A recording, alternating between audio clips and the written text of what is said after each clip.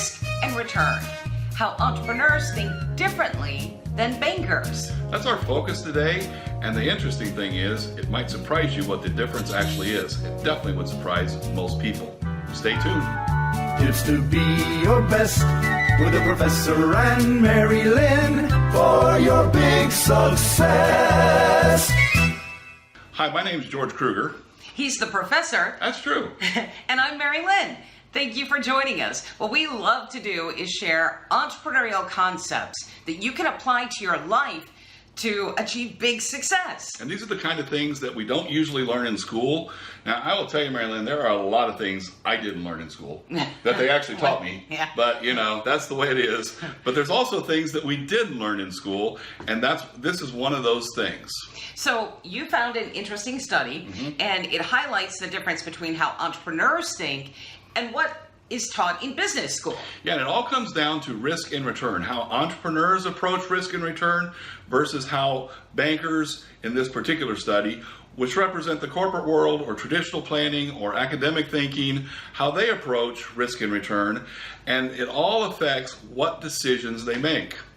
So let's dive a little deeper into this then. Okay. So what do entrepreneurs and bankers, or just entrepreneurs, what do they base their decisions on? Well, so let's start with the bankers or corporate think, traditional planning. Okay. And it all comes down to this risk-return spectrum, right? And financial theory says, pretty much correctly, that the more risk you take, the more return you should get.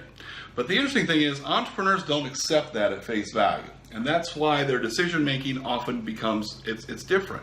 And it's really different than what most people think. So here's kind of a chart which shows you how corporations think. And so, you know, if I've got 3 potential projects, I've got one with high risk, high return, I've got one with medium risk, medium return, and I've got one with low risk, low return. And I'm going to pick the one that kind of fits my goals the best, like, so the highest one, that's the goals. We set a goal, we got to do that project because it's consistent with what return we're trying to earn, okay? And then... Go big or go home? Exactly, Yeah. that's the idea. But then, given the fact that finance theory teaches the more risk, the greater the return, okay, I want this return, so I will accept that greater risk. Well, entrepreneurs approach it very differently. See, entrepreneurs say, okay, here's that same set of projects, and I've got this one here that's got a small amount of risk, but a small amount of return. What an entrepreneur is going to now do is they're going to say, okay, I'll take that small project, but how can I minimize that downside? How can I minimize my risk?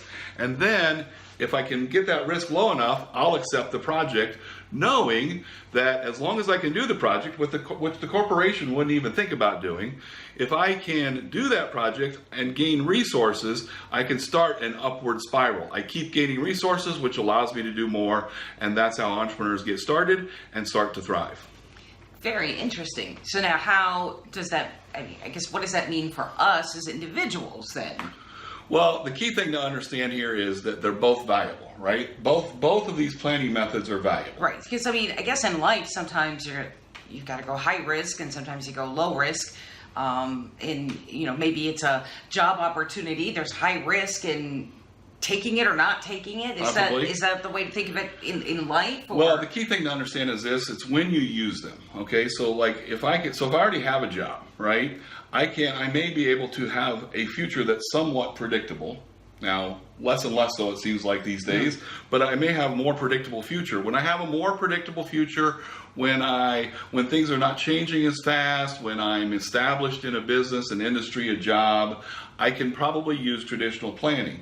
But when I'm starting something new, when the world is changing rapidly, when I'm the new kid on the block, when I'm thinking about maybe changing jobs, I want to think about the entrepreneurial way because I want to minimize my risk so that I can create an upward spiral, and I don't want to try to predict my future. I know it's much better in those situations to just create my future. Well, thank you, Professor. Thank you. I appreciate the answer to that question. You want to learn more about things that they don't teach you in school? We've put together an ebook with gobs of information that you will find very valuable. Find the link to it with the description of this video. And we thank you so much for watching this video. Until next time, Here's to your big success. Find big success at biggsuccess.com.